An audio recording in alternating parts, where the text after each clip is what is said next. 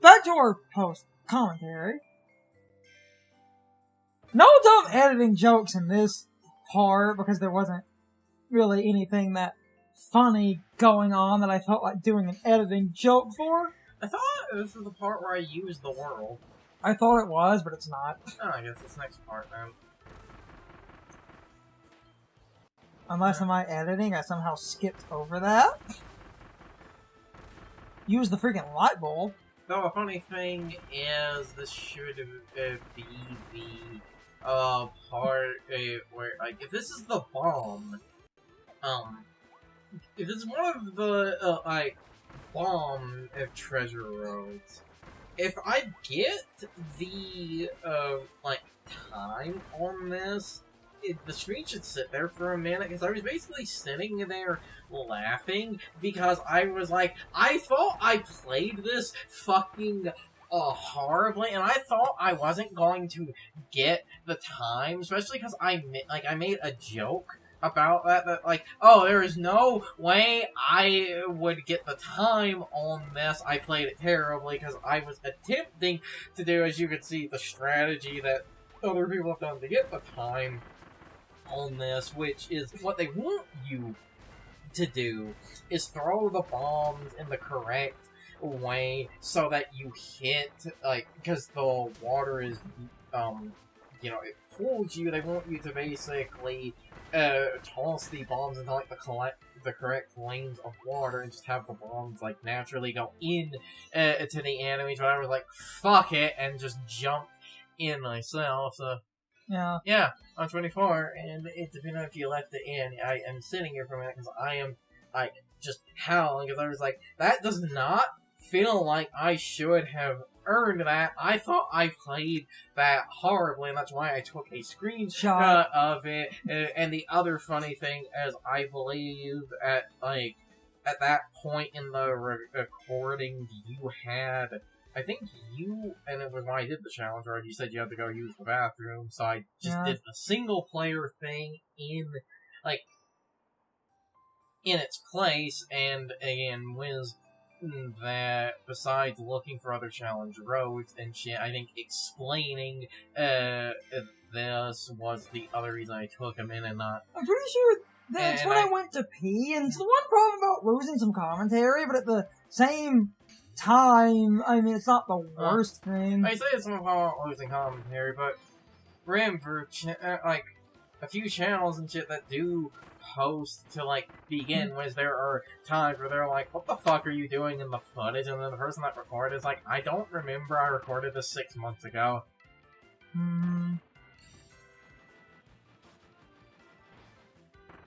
Anyhow. And you talked about they're not editing jokes in this, and this is the one unfortunate thing about losing posts. I don't remember if you were, like, still gone or not in the middle of this, but I think initially in this, because this is another Spike one, I think I might have requested to edit more, like, Katamari music over this, or I said, because this one, because the Needle's powers the way stuff clumps together, so this one, instead of based around rolling around shit, they want you to gather shit and then launch it as a projectile, so at some point I might have said Katamari doesn't really fit for this, because it fits much more for the first one. Yeah, because the first one... The point of the first one is keep picking up shit to maintain speed. Yeah. And I know for a fucking fact I used at least the... Especially because that's the piece of music that probably has the lowest chance of getting copyright bullshit. They didn't seem to notice or care. Though YouTube copyright is in and of itself an inconsistent fucking man. Well, like I had brought up before, and you know, the funny thing is, I thought other playthroughs were the one where I would, at this point, a lot of people always complain about when, you know, like, Nintendo takes down uploads of their music, or like claims or sends someone a cease and desist, and a bunch of people are like, oh, they at that point they should like give people an official like release of their music, put their music on like Spotify or like the Google store or whatever. You think you want that, but you don't want that. I know I brought this up in several other playthroughs and shit, but it is because it's a fact I learned recently that not a lot of people know, and when you learn this, you realize this is why YouTube with music, the copyright system is so fucked. To get your music on like Spotify and shit, you need to have a publisher to be sold on services like that. So like if Nintendo is just an example, if they were to say partner with like Warner Brother Records or whatever to get their music on Spotify, that would most likely lead to Nintendo's music tracks now being put in the automated, like, bot flagging for Warner Brothers Records, so the copyright claims would actually get worse. Yes. They would most likely actually become far more consistent. And we kind of already have proof of this, because the vocal songs from the Mother One vocal album that was, like, only released in Japan, despite, I believe, all of the songs being in English. Fucking English. English, because it was sung by a, like, American church choir. That's the 8 Melodies. Yeah. I think it was called Pollyanna, or that's what it's translated as, was sung by this one woman. Anyway, the point They're is... all English, the point is... Church choir is the same thing, though. The point is that a bunch of those songs, there was a time where they were being claimed by, like, Sony, and people fucking wondered why. The reason for that is with, Sony having a music label, that was basically the, like, company it was put under, so that most likely means even if those songs themselves are not on any official, like, music streaming service thing, because Sony has official music on Spotify, just like all of Sony's fucking music, again, is just in the automated bot system. Yeah, no, people will figure that out. Sony was claiming Nintendo's music because they partnered with Sony to produce CD. And, like I said, that 100% shows like I said, like, your music is basically put in the, like, list to automatically, like, flag or claim it so that it does show. This would most likely actually get worse. In a lot of cases, worse. Well, it would probably get worse. It is just a funny example of copyright, just because... Yeah. I mean, post-commentary rambling, and the joke I made, it's gonna come up more in a part or two, which is the one advantage to post-commentary, where I haven't done the editing yet, but I remember one or two of the levels in this specific recording, we got incredibly stuck in the sense of missing one or two things, like that last level that we did commentary for in post, where I just cut past getting lost and not finding certain things. And that's gonna work out incredibly well for one or two levels in this, where the one advantage to doing commentary this way is it's the joke I made, just the good parts, because it is just the good parts. I like doing live, but sometimes with live, I will end up leaving in some weird, like, kind of pointless footage just because I feel the commentary we have is good. But in a cut like this, it's like, oh, I can just cut past certain things. Oh yeah, I just started flying. That's great. I love it. Was the Waddle Copter, because that is the official name of that move. Yeah. And Bandana Waddle D is officially part of the crew. Yes.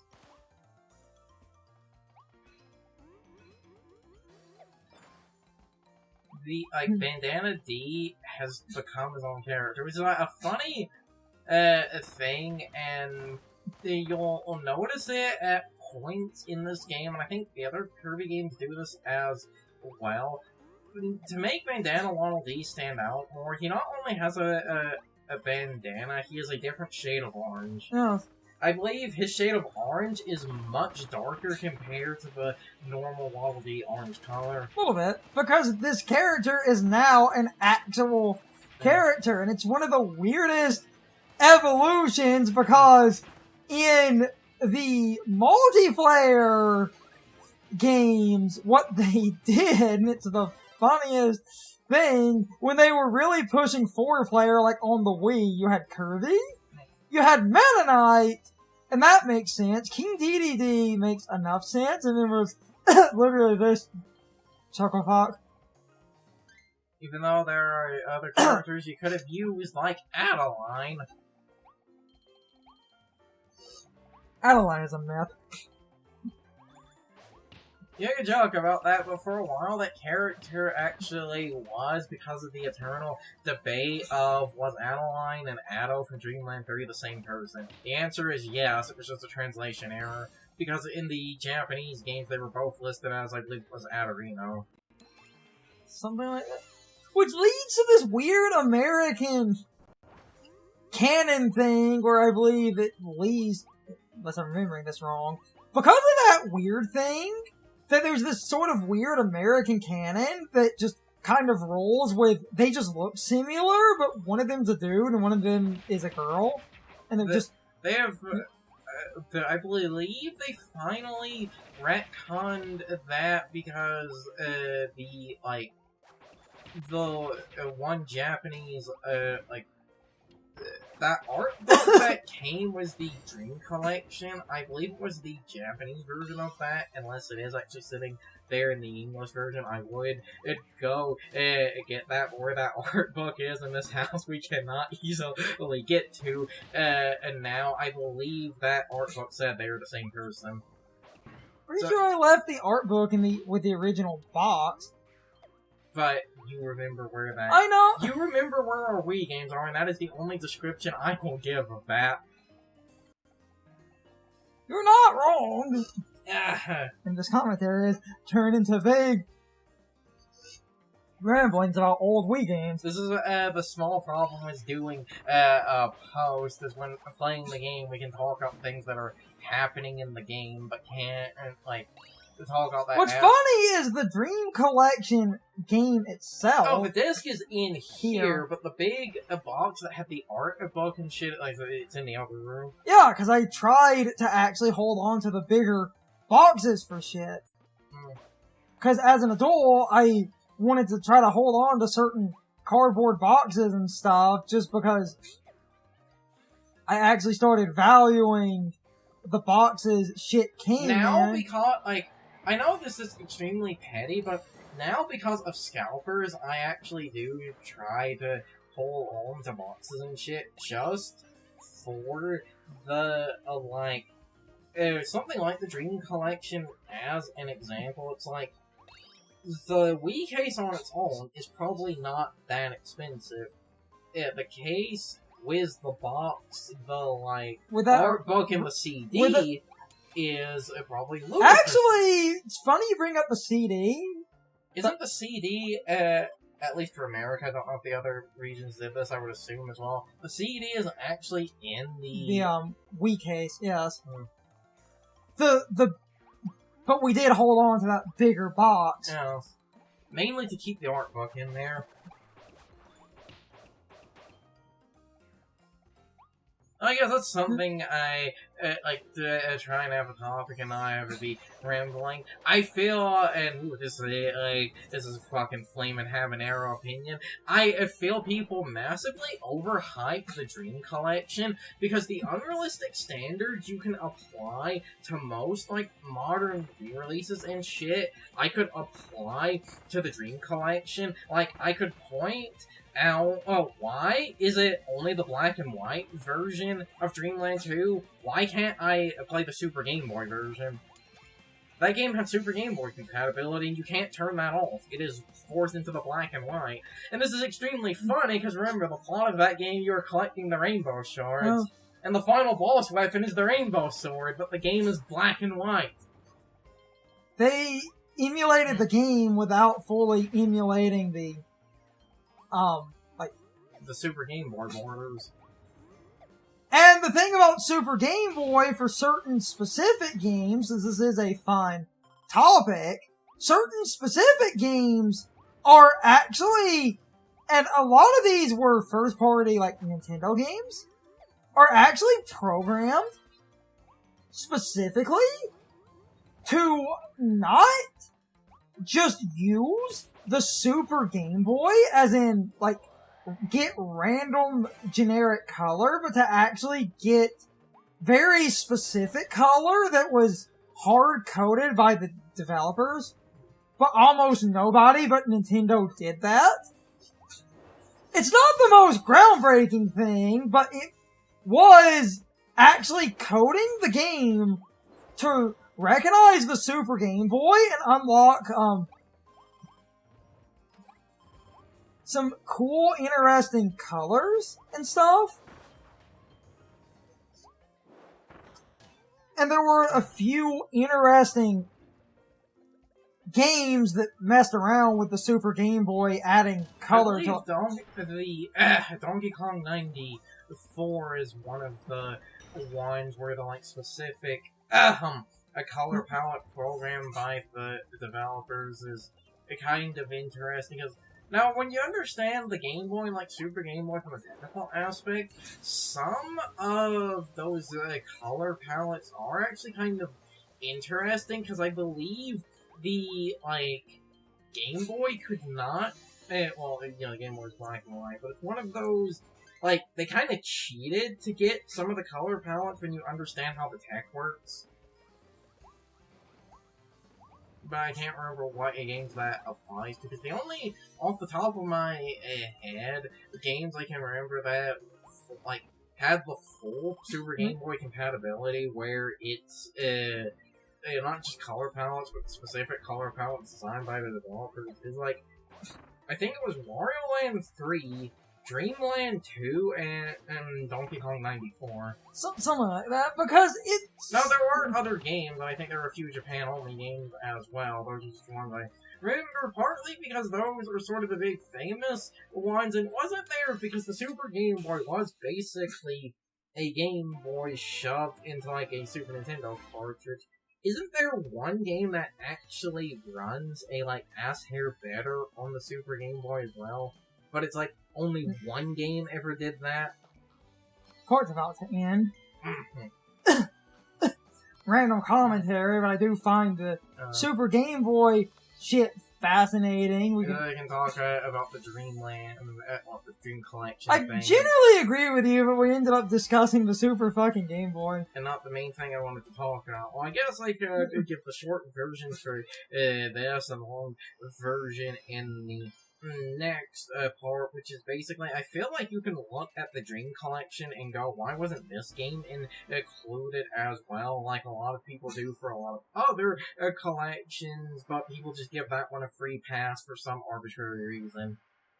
Because, yeah, it's the Inslate, and I might actually pause the video and extend a quick point and accommodate the Inslate, so I'm actually doing that, so I can make this point. So, we are in the Inslate, but I extended the Inslate so we could ramble a little bit, but then I could pause and further ramble. The Kirby's Dream Collection is technically pretty good, because so many people got hung up in the history of Kirby and all the weird little bonus things associated to that elaborate history room, and a lot of the promotional value, and having even some random episodes of Right Back At You thrown in there for no reason. And that is cool, and from a historical standpoint, that is one of the best collections, just from purely a promotional thing of actually going over the history of this character. But you could then, and we can extend this point in another part, so I don't sit here and ramble for another 30 or 40 minutes. You could make an argument that the Dream Collection only focused on some of the main Kirby games, and that a bunch of collections, even some of the best ones, never throw in a lot of the weird side stuff, and Kirby's weird side stuff is actually beloved in its own right. Cause a lot of people love, Kirby's Dream Course. Oh. And you could actually make an argument that yes, you get the main platformers and shit, and those are fine, but it's where is Kirby's Dream Course? Or, if we're really embracing the history of Kirby, why did you kind of cap out in the super, super classic era? Would it have really pushed the limits of a Wii disc to throw in some of the big, popular Game Boy games? Or even, some early DS stuff? Because you could have really made an argument for, the Game Boy games, and if anyone's oh, but, Nightmare in Dreamland is a glorified remake, yeah, but it's unique. Yes. It has all the extra content, but the quick points I will make that it's one of those you could have at least had these. There was that Japanese-only sequel to Star Stacker that I believe people call Super Star Stacker, because that's what the name is translated to literally. It's one of those you could have had back, because, America never had it. Or, because you were on the Wii, this was the best opportunity to re-release Tilted Tumble. Because you didn't fucking do it. You could have actually tied exclusively to the motion controls and actually tried to play around with having tilt controls on a controller known for tilting, which would have been one of the only other times you could have revived that game. We do need to stop. Like I said, I can go further into this in the next part. And if you're doing a big anniversary, it feels kind of shit to make that anniversary exclusive classic games and sort of ignore, because this was a Wii game, like Squeak Squad and shit. Or, Amazing Mirror, regardless of how some people love and hate that game, it's still kind of annoying because the history mode actually points out a lot of the Kirby games that are not in that collection. Yes. With all of that said, though, I'm about to fade into the end slate, so I normally repeat an outro like this in my end slate anyway, but as always, I hope you all enjoyed this video. So, good morning, good afternoon, good evening, or good night, everybody. I hope you come back someday. See you later, but I really do need to cut to the question of the day, so that is coming up in just a second. It's time for the question of the day and my overall thoughts on the topic. So anyway, this is likely going to be a set of questions that go across a couple of parts if I remember to keep this theme going, but I wanted to use this part to at least start a discussion, and it is vaguely based on what Carson was talking about, which is basically, do you think that the Kirby's Dream Collection is a little bit overhyped? This question will likely have a follow-up in the next part, but to use this as a springboard for a discussion, I think Dream Collection is fine, but the point he was trying to make is valid. You could semantically argue that this game, or that game, or this feature, or that feature should have been included, and it really does feel like a lot of people are way too nostalgically connected to the Kirby's Dream Collection, or see a lot of the random stuff included in that as incredibly good value, even if you could also make an argument that a lot of that perceived value is kind of pointless, but now is not really the full time to deep dive into this. This was more of a bridging question for a very similar one that will likely come up next time if we remember. But if not, this makes a good discussion anyway. You can leave your thoughts, opinions, and answers in the comments, or you can leave them on social media. All of my social media links, as well as my Discord links, are in the video description. Now, as always, I need to be a shill for a minute. If you subscribe to the channel and if you follow me on social media, that really helps our communities grow. But anyway, I hope you all enjoyed the video, and I hope I will see you all next time. So as always, good morning, good afternoon, good evening, or good night, everybody. I hope you come back someday. See you later.